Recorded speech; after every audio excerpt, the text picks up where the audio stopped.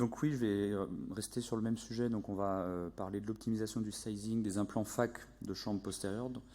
Donc l'implantation FAC, donc, ce qui a déjà été évoqué, donc, est indiquée principalement dans les amétropies fortes ou les cornées à risque. Et l'implant FAC ICL est actuellement le plus utilisé, avec un recul d'utilisation de 10 ans pour la dernière génération. Les résultats réfractifs sont excellents, sont comparables à une chirurgie laser. Certaines études suggèrent même une meilleure qualité de vision en cas de myopie forte. Et ces principales complications sont liées en fait au défaut de vaulting, comme on l'a déjà longuement expliqué. Donc les cataractes sous-capsulaires antérieures sont quand même devenues très rares maintenant avec le port central. La baisse de densité endothéliale qui est plutôt liée au traumatisme chirurgical qu'à la présence de l'implant en lui-même. Et puis les complications liées à un vaulting trop important, comme les fermetures de l'angle, les dispersions pigmentaires, voire les glaucomes secondaires. Et donc l'enjeu de la chirurgie, on l'a déjà beaucoup évoqué, c'est de choisir son bon implant, la bonne taille de l'implant pour obtenir un vaulting idéal. Et certaines études ont même montré que avec un bon vaulting, on obtenait un meilleur résultat réfractif.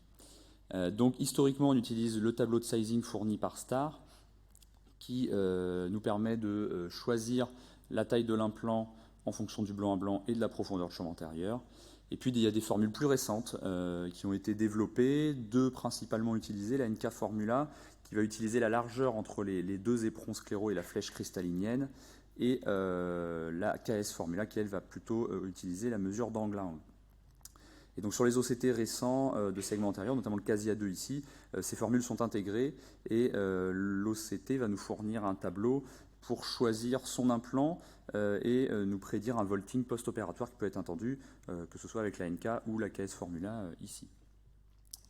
Et donc nous avions voulu réaliser une étude rétrospective qui incluait des patients opérés d'implants FAC uniquement avec ICL et pour étudier la prédictibilité de ces mesures OCT en comparant le vaulting que prédisaient ces formules avec le CASIA 2 par rapport au vaulting effectif qu'on mesurait un mois après l'opération.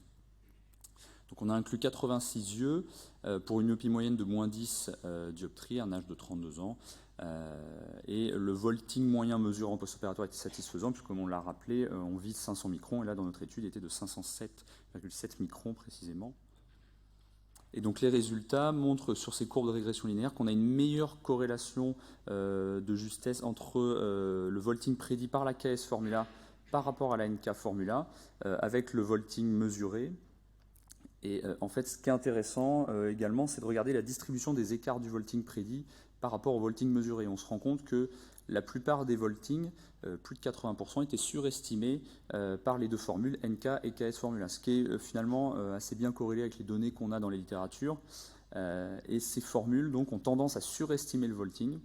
Et donc, spontanément, elles vont proposer des implants plus petits. Donc l'AKS Formula semble donner une meilleure estimation que la NK Formula avec le CASIA 2. Comme je le disais, les formules intégrées ont tendance à surestimer le vaulting, donc c'est parfois important de le prendre en considération. Il persiste malgré tout, on l'a vu, une grande variabilité et des nouvelles formules ou des nouvelles méthodes de calcul, il y en a des études qui sont publiées très régulièrement sur ce sujet, permettent d'affiner la prédictibilité du vaulting. Il y a d'autres paramètres à prendre en compte. On sait que les morphologies atypiques de l'iris, s'il est concave ou convexe, les positions des corps ciliaires ou les chambres antérieures très importantes, tous ces éléments-là peuvent avoir un impact négatif sur la prédictibilité du vaulting. Je vous remercie de votre attention.